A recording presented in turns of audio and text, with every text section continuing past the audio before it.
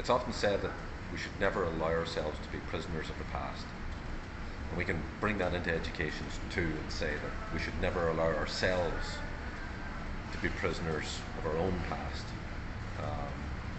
The idea that I'm not good at math, or that I can't write papers, I'm not a good writer. It's an iteration of Dweck's idea of a fixed versus a growth mindset. It's an iteration actually of the old nature versus nurture debate. The idea that we either are something or we can become something. And in the next series of videos, including this one, I'm going to go into a little bit about how we should always seek to push the boundaries. I recently put up a quote from a guy called Kurt Lewin.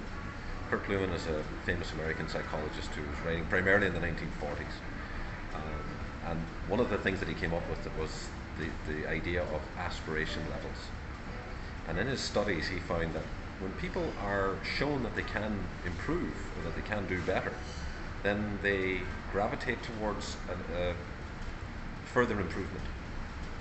And I think this is one of the most important ideas that we can take into education. It's also incidentally something that's important in terms of understanding conflict as well. That's a separate story. But this idea of not being bound by your own perceptions of your abilities, because you got bad grades in school, or because you were never able to articulate yourself very well in written form, that doesn't mean that it's not something that can be learned. And at UniHacker, our objective is to try and show you that you can improve, that you can raise your game, raise your aspiration levels.